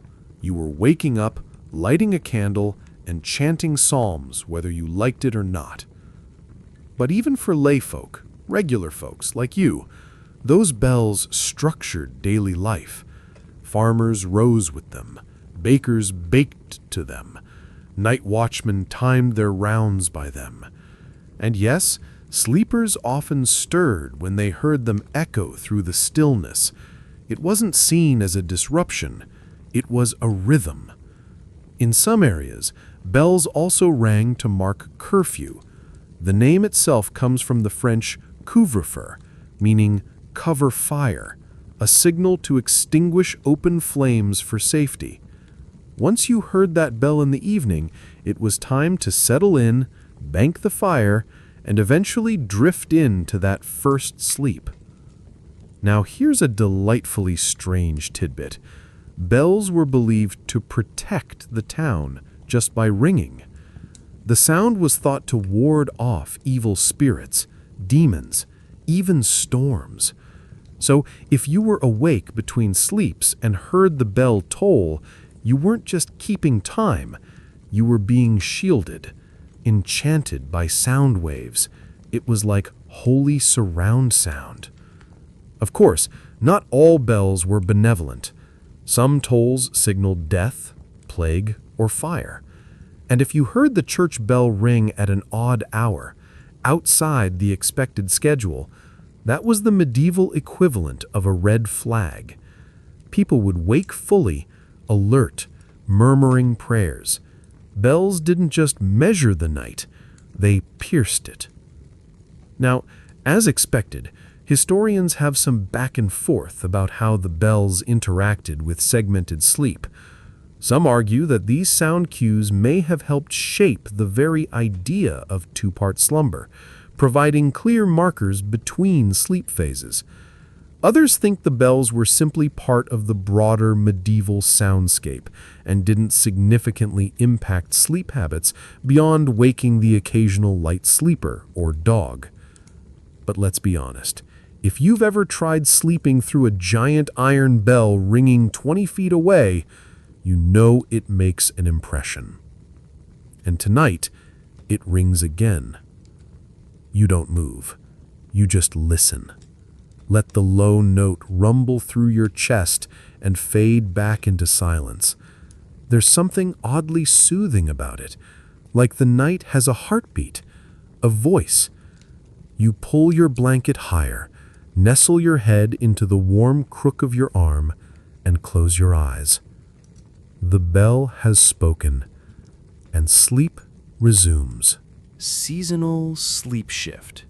Because in medieval life, time wasn't fixed. It bent and breathed with the sun, and so did you. Especially in winter, when the nights stretched out like long woolen scarves that never quite stopped unraveling. Now it's winter in your little village. The sun dipped behind the hills before supper was finished, and full dark came down on the world like a heavy curtain. You're already on your second round of yawning by the time the fire's been stoked for the evening. Your body isn't just ready for bed, it's demanding it. It's 5 in the evening, and you're done. That's it. Nighty-night. Let's start with the historical fact. Medieval Europeans adjusted their schedules dramatically with the seasons. In summer, the sun might stay out until nearly 9 p.m., and work would stretch on accordingly. But in winter, dusk could fall before 4. And since your candle supply isn't infinite, and your eyeballs are screaming for rest after threshing grain all day, guess what you do? You go to sleep. Early. Sometimes absurdly early. But that creates a problem, right? Say you conk out at 6 p.m. After 5 hours of deep, first sleep, you're awake, and it's only midnight. And dawn isn't coming for another 6 or 7 hours. So what do? Exactly what medieval people did. You wake up. Fully. Calmly. You sit by the fire, knit, spin, murmur prayers, and then, sometime around 2 or 3 a.m., you slip back into second sleep. This extended in-between time in the winter months was so common that some records describe it almost as a separate phase of the day, not part of the night, not yet morning. Kind of like nature giving you a bonus hour to get your weird little projects done. Here's a fringe tidbit. In some parts of Europe, it was believed that winter's extra darkness made dreams more intense, both in clarity and in meaning. You'd be more likely to receive visions, experience symbolic dreams, or get visited by ancestors or goats with eerily human eyes. Because the darkness was longer, it was considered more spiritually saturated. You were diving deeper into the unconscious pool and coming out wetter, if you will. And yes, of course, historians are debating this too. Some suggest this variation in sleep patterns wasn't universal across regions.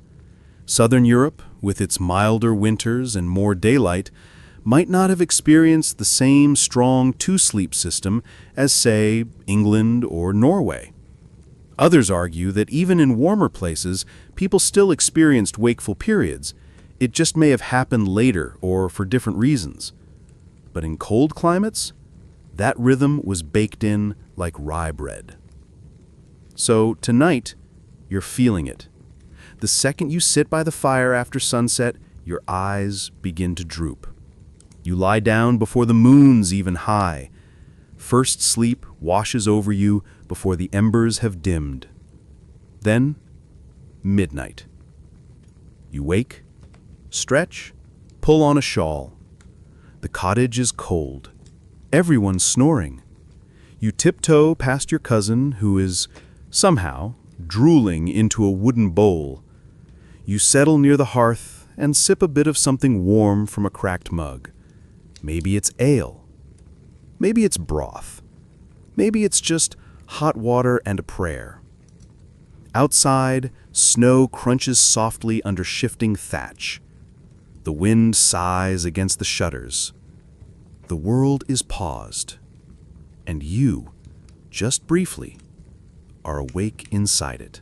The industrial sleep disruption. Yes, that's the phrase historians used when things got weirdly bright and unforgivably scheduled. If you'd been wondering when and how we lost that whole cozy two-sleep thing, well, spoiler, we didn't evolve past it.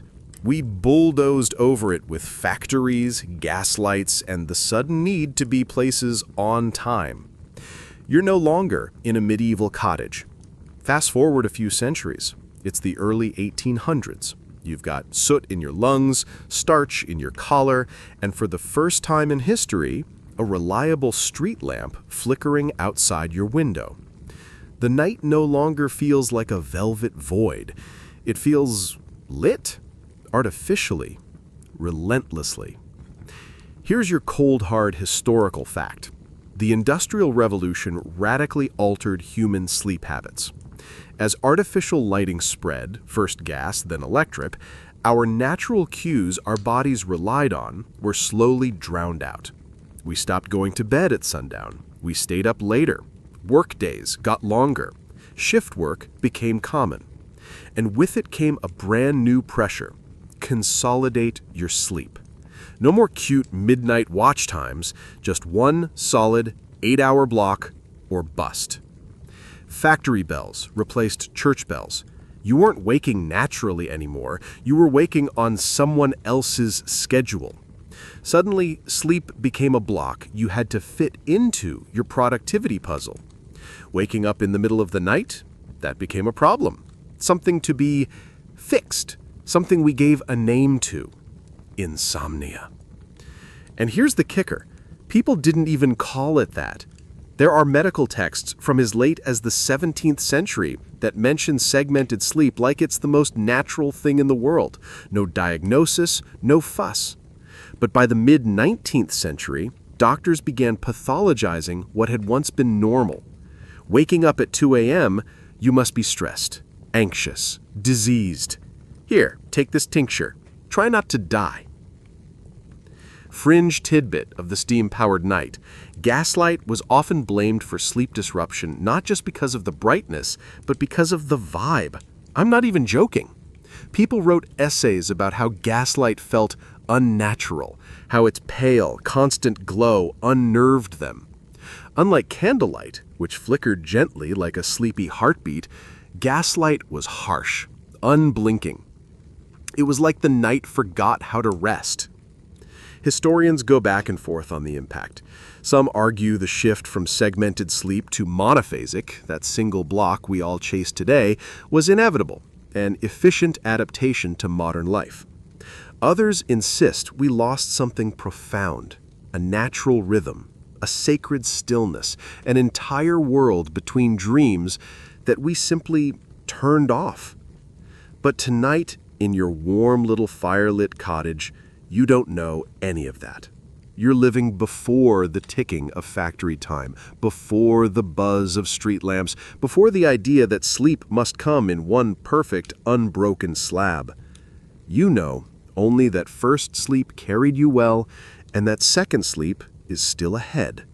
Your world is dark, and it lets you rest.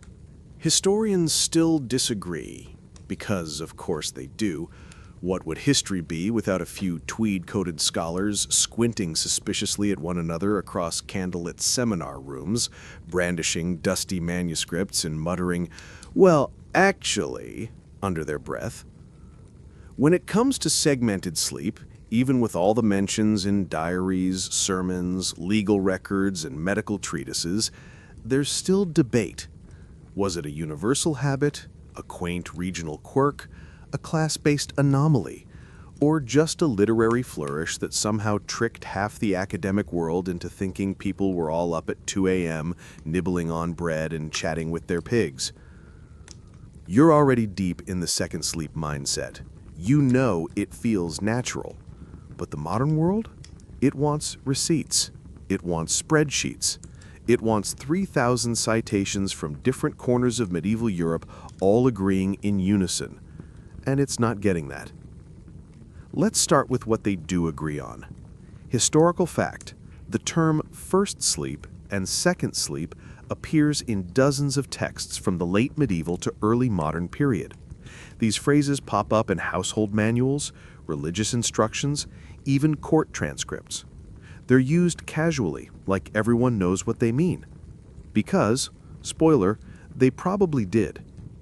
But the arguments began when we try to determine just how far this practice stretched. Some historians argue it was a rural phenomenon, a byproduct of long winter nights and early bedtimes, conditions that didn't apply in more urban settings or warmer climates. Others insist it was common in both peasant huts and noble chambers alike. Some go even further, claiming segmented sleep was the default human pattern for pre-industrial societies worldwide, not just Europe. Then come the skeptics. They point out that there's less mention of segmented sleep in certain regions, that the frequency of references drops off after the 17th century, and that some people may have simply slept straight through the night, especially during intense labor seasons or in noisy communal settings. Their argument? Maybe 2 sleeps wasn't the norm. Maybe it was a flexible habit, a rhythm people dipped in and out of as needed. Which brings us to your favorite academic phrase: the absence of evidence is not the evidence of absence. Just because not everyone wrote about their midnight meanderings doesn't mean they weren't doing it. Most people didn't keep diaries in the first place, especially the ones who were too busy milking goats at 4 a.m. Now here's your fringe tidbit. In at least one medieval sermon, a preacher explicitly scolds people for being idle and chatty in the dark hours between sleeps, which is kind of amazing because it not only confirms the practice, it also suggests that even back then, someone was rolling their eyes at their cousin's midnight gossip habit. But even with all the disagreements, one thing is clear. Something changed. A pattern that felt deeply embedded in daily life disappeared in just a few generations. Whether it was extinguished by gaslight, overrun by industry, or simply overwritten by modern schedules, the shift happened, and sleep was never quite the same again. Still, here you are, in the warmth of your firelit room, between first and second sleep. Not a debate, not a theory, just you, breathing slow, listening to the silence, and drifting back into a rhythm the world forgot. But the records say, yes, there was a first sleep, and a second, and something lovely, liminal, and lantern-lit in between. Because even if historians squabble over footnotes and context, the documents themselves keep whispering that two-part slumber wasn't just a thing, it was the thing. You roll over under your blanket, warmed by the coals and maybe a half-squashed dog, and somewhere in the distance, a medieval monk's ink-stained hand is scratching a note in the margin of a psalter. After first sleep, I prayed. No big fanfare, no theological treatise, just an everyday mention, tucked between psalm verses and a suspicious wine stain. A verified historical fact. Across Europe, from the 13th to 17th centuries, people casually referenced first sleep and second sleep in their writing. It shows up in medical texts, in court testimonies, in personal letters, even in fictional stories where characters wake in the middle of the night, perform a task, and then return to bed for la deuxième somme. That's French for second sleep, if you're feeling continental. One of the juicier pieces, a 15th century English ballad where a woman laments being interrupted during the watch, right between her two sleeps. She's not talking about insomnia, she's talking about a rhythm everyone knew. Another, court records from a murder case where the accused was said to have risen after first sleep to commit the crime. That's how clear the timing was. People used sleep phases as timestamps, like medieval calendar apps with more hay and fewer notifications. Quirky fringe tidbit, in one 17th century Dutch journal, a woman notes that her husband always woke after first sleep to check on the animals and occasionally to rearrange firewood into divine shapes, which either means he was a very devout man or he was trying to create the world's first inspirational wood sculpture series at 2 a.m. Either way, it's proof the wakeful gap wasn't always passive. People did things they remembered. But here's where it gets really interesting. As time marches into the Enlightenment and beyond, those references start to vanish, not suddenly, but like a candle slowly flickering out. By the 18th century, first sleep becomes a quaint phrase. By the 19th, it's a curiosity. And today, most people don't even know it existed. Cue the scholarly sighs. Some claim the disappearance was due to cultural shifts, urbanization, clocks, standardized timekeeping. Others argue the gradual decline of religious influence reshaped how people used their nights. Fewer midnight prayers, fewer quiet hours with the self, more noise, more light, more urgency. But still, the traces are there. A monk's scribble, a diary entry in Italian noting how peaceful the night felt between sleeps. A grandmother's letter recalling how she and her sisters used to whisper and mend during the midnight watch. And you, here, nestled under layers of wool, pressed between cousins and dreams, are part of that same continuum, that ancient hum. The coals in the hearth glow red and orange, gently breathing heat into the room. A breeze tiptoes against the shutter, testing the latch. Someone sighs in their sleep, content, undisturbed. And the records, dusty and quiet as they are, echo softly in the walls. Yes, this was real. Yes, you're living it. Return of the Midnight Mind. Because here's the thing, just because we stopped waking up between first and second sleep doesn't mean our brains entirely got the memo.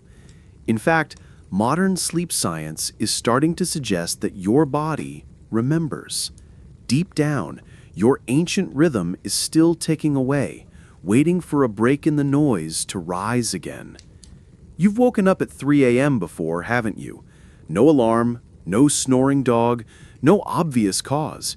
You just blink into the darkness, suddenly alert, mind humming like a well-tuned harp. Maybe you lay there wondering what's wrong. Maybe you scroll your phone. Maybe you panic, thinking your sleep is broken. But what if it's not?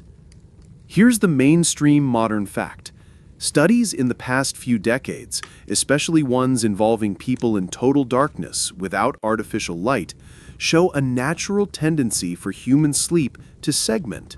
Participants consistently fell asleep shortly after dusk, slept deeply for about 4 hours, woke up for an hour or two, and then slipped back into a second, equally deep sleep. They weren't stressed, they weren't caffeinated, they weren't even trying to replicate medieval rhythms. It just happened. Their brains remembered, their bodies followed. Some researchers now believe segmented sleep may actually be our default pattern, an evolutionary relic from thousands of years before alarm clocks, lattes, and Netflix. It gave us a safe way to rest without being completely vulnerable for 8 straight hours. And in that quiet middle phase, that's when creativity surged, problem solving, reflection, meditation, or, in your case tonight, just some nice, half-conscious mumbling into a wool blanket. Now for a particularly charming fringe tidbit, some sleep specialists have noted that people who wake naturally at night and don't panic about it often report feeling more refreshed the next day. It's the stress that's exhausting, not the wakefulness. In other words, medieval folks may have stumbled into a kind of sleep wisdom we've only recently begun to rediscover. Waking up mid-sleep isn't failure, it's a feature. But, as with everything in sleep science, opinions vary. Some researchers argue that in a world of modern obligations, segmented sleep isn't practical or even beneficial.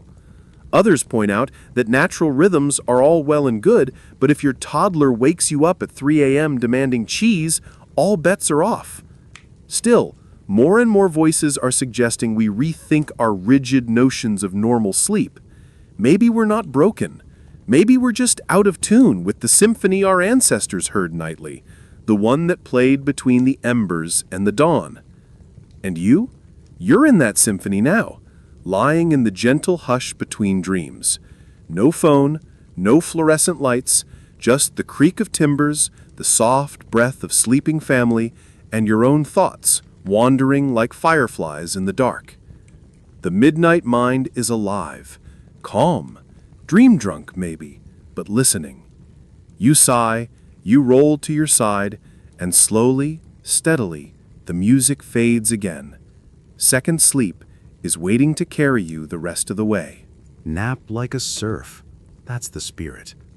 Because if you're curious about bringing back this dreamy 2-part slumber, if you're fed up with tossing and turning at 3 a.m. and whispering, "Why am I awake again?"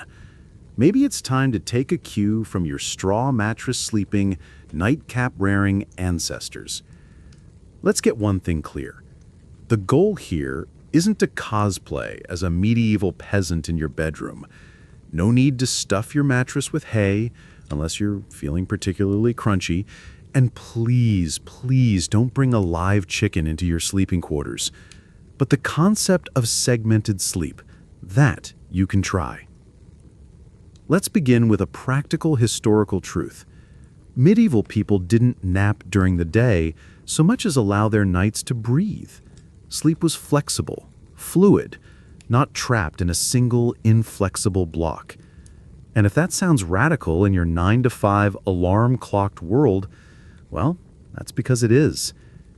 Today, if you want to explore segmented sleep, experts suggest recreating some of the conditions that made it natural.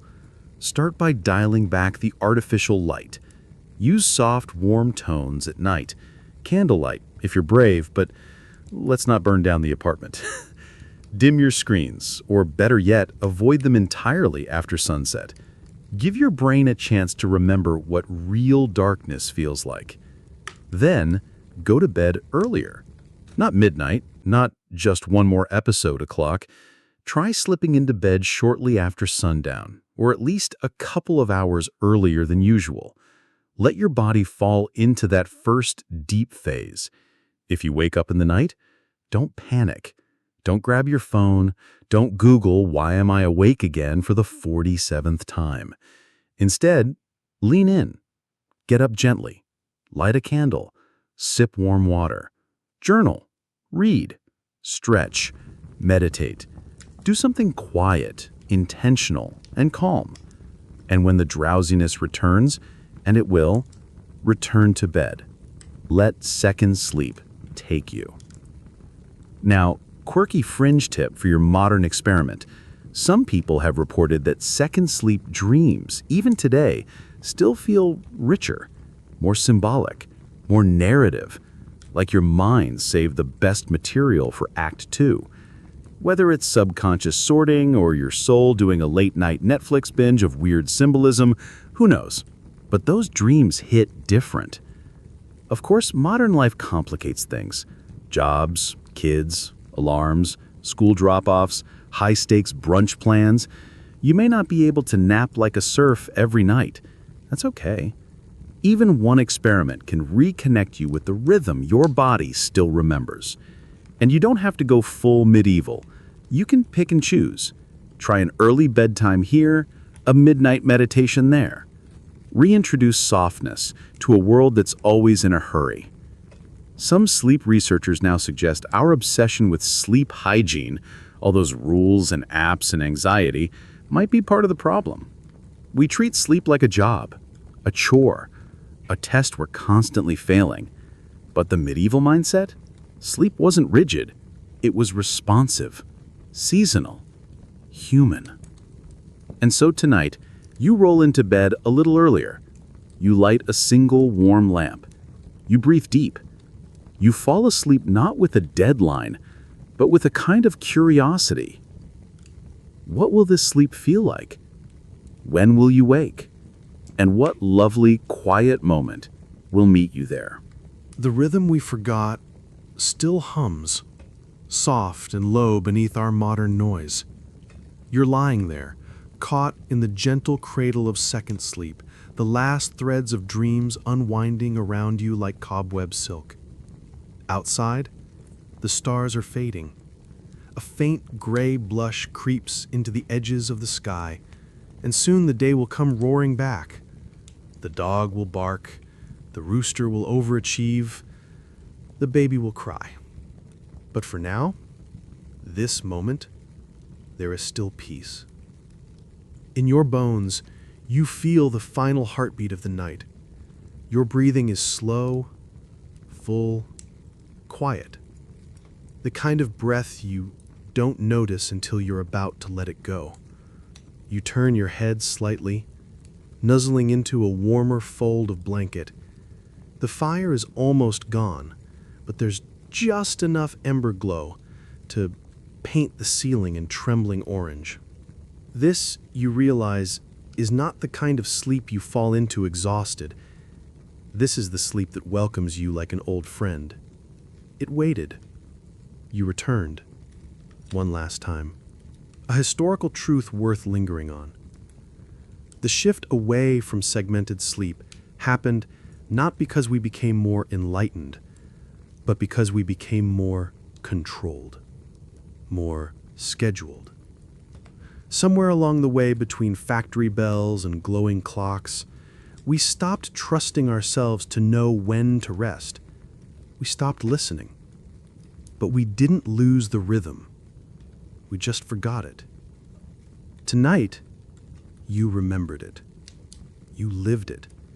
That soft collapse into first sleep. The slow rising in the night's heart. The stillness. The murmurs. The flickering fire. The return. The second descent. A fringe tidbit to carry into your dreams. In some folklore, people believed that if you could remember your second sleep dreams clearly, you were half in the spirit world, not dead, not dreaming, just aware, walking between. That's where you are now. Right here. Between. Let it stay that way. Just a little longer. Your midnight tasks await, and this time, we're not just listing what people did, we're stepping into it, fully. You're not lying in bed anymore, half awake and pondering dreams of talking geese. No, you're getting up. Stretch your limbs, feel the cool flagstone, or dirt, depending on your real estate, beneath your bare feet. Welcome to the most forgotten part of the medieval day, the waking watch. It's dark, naturally, but not pitch black. The hearth still glows with lazy embers, casting warm orange shapes onto the low ceiling. The shadows stretch like sleepy dancers, swaying when you move. You move slowly, like you're underwater. Everything in this hour has a softness to it, even your thoughts. Let's build this moment. You stand, wrap yourself in a woolen shawl, and shuffle to the fire. The rushlight is nearly gone, a greasy curl of smoke where flame once was, but you don't need it anyway. The low fire is enough.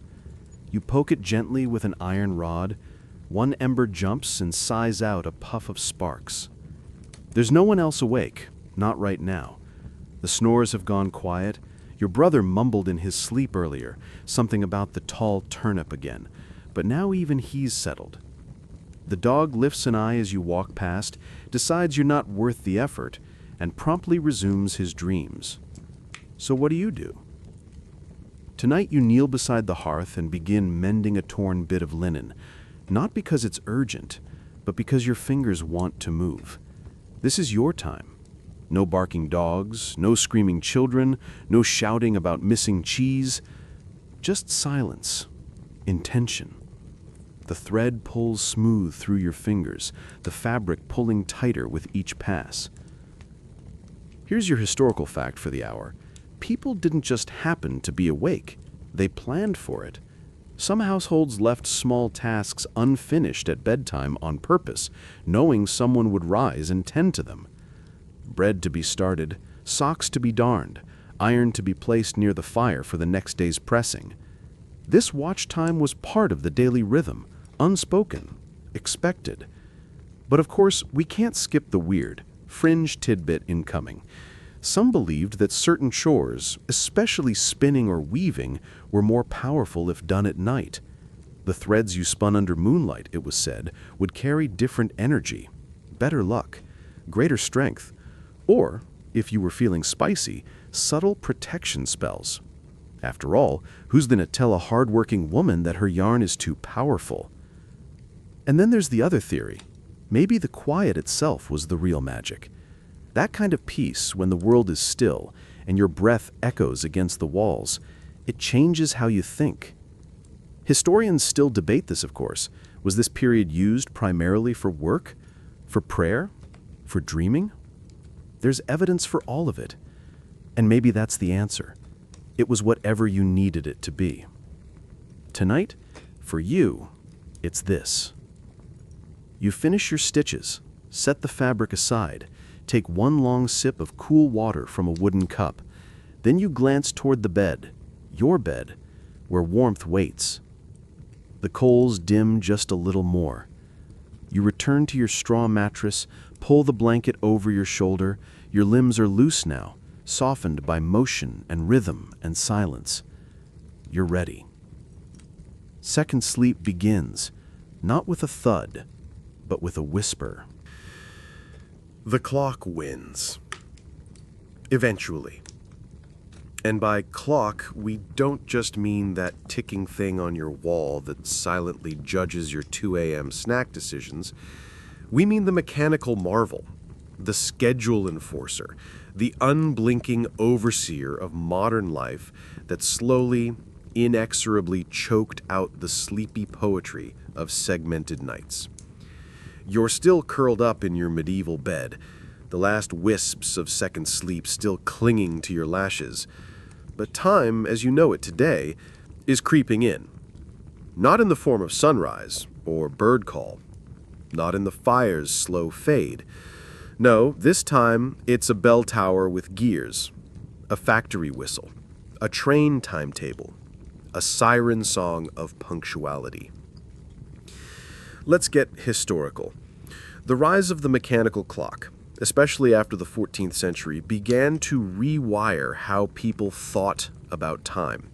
Before, the sun and stars were your calendar, and the body your best alarm. But now, hours could be measured, not guessed, enforced. Time got carved into strict little rectangles. By the 18th and 19th centuries, with the Industrial Revolution in full coal-scented swing, time became currency. Factories opened at dawn and closed at dusk, or worse, operated on night shifts. Employers didn't care if you had a lovely midnight watch or a profound second sleep dream about a prophetic hedgehog. They wanted bodies on the floor, on time. And so what? Sleep compressed. That quiet, natural wakefulness between first and second sleep, once a treasured part of nightly rhythm, became a nuisance, a weakness, something to cure. Doctors began to pathologize broken sleep. You weren't experiencing the watch, you were suffering from insomnia. Cue the herbal tinctures, the warm milk, and the ever-persistent advice to try reading something boring and not checking the time. Fringe tidbit for your ticking nerves. The first alarm clocks were invented specifically to wake people for factory work. In one case, a factory mill hired a knocker-upper, a person who literally walked around tapping on workers' windows with long sticks or pea shooters to get them up. Imagine being jolted from second sleep by a stranger lobbing dried peas at your forehead. Historians largely agree that this shift, the death of segmented sleep, wasn't about health. It was about economics, efficiency. Lighting, yes, but more so structure. For the first time, people's natural rhythms were seen as obstacles. Nighttime was no longer flexible. It became something to conquer. Sleep was folded into a new model. One block, no interruptions. And if you woke up in the middle, well, best not to admit that. And yet, despite the clocks, despite the globing screens, despite the fast-forward world we now live in, we still wake. Some nights, for no reason at all, your eyes open at 2:48 a.m., and for just a moment, you feel it. The hush, the stillness, that strange clarity. It's not insomnia, it's memory. Because the rhythm never truly died. It's buried beneath alarms and appointments, but it lingers. Like an echo, a pulse. Tonight, in your medieval sleep, you don't know any of this yet. But somewhere, in the deep, ancestral part of your mind, the clock is ticking closer. It will win. Eventually. But not yet. Dreams, demons, and dozing. Because in medieval minds, falling asleep wasn't just restful, it was risky. Every time you shut your eyes, you weren't just surrendering to slumber, you were opening a doorway. And who or what stepped through that doorway? Well, it depended on your bedtime routine and whether or not you forgot to hang garlic over the door. Let's start with what we know. Dreams were serious business in the Middle Ages, and not, oh, how interesting, serious, more like, this might be a message from God, Satan, or Aunt Maud who died of gout last winter, serious.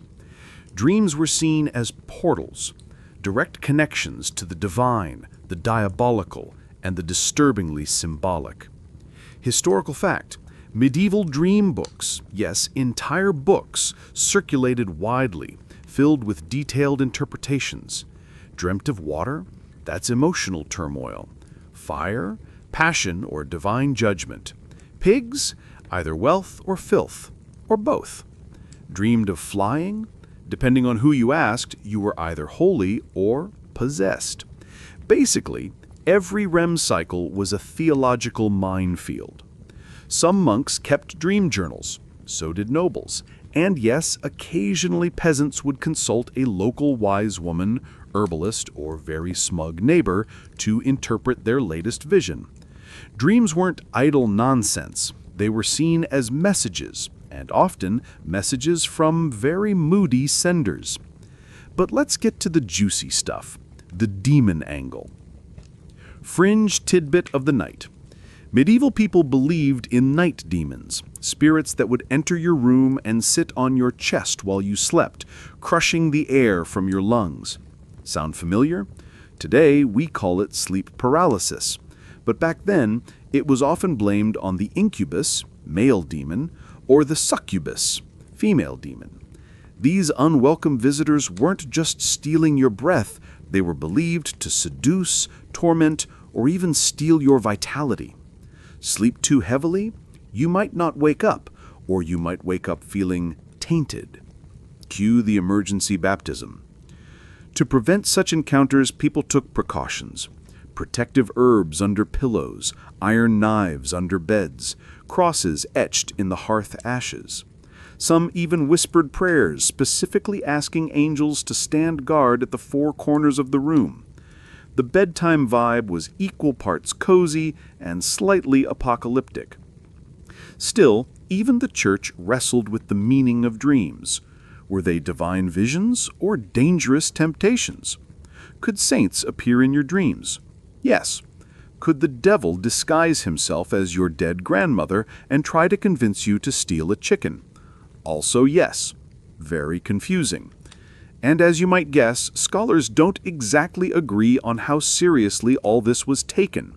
Some argue the demon stories were metaphor, medieval ways of understanding physical conditions like sleep paralysis, anxiety, or even indigestion. Others say people fully believed in these nightly visitations. After all, if you were raised in a world without electricity, where the night was deep, the wind moaned, and death lurked behind every minor infection, your imagination didn't need much encouragement.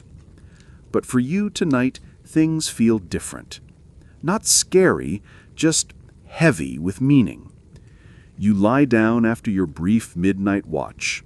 The coals glow, the room is still. You whisper a prayer, just in case, and tuck your charm under the edge of your blanket. The air settles. You close your eyes, and whatever dreams come next, you face them the way your ancestors did. Curious, cautious, and just a little superstitious.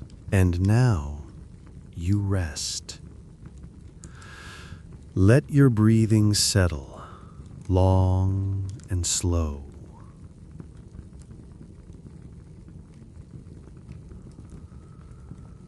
Like waves against the shore.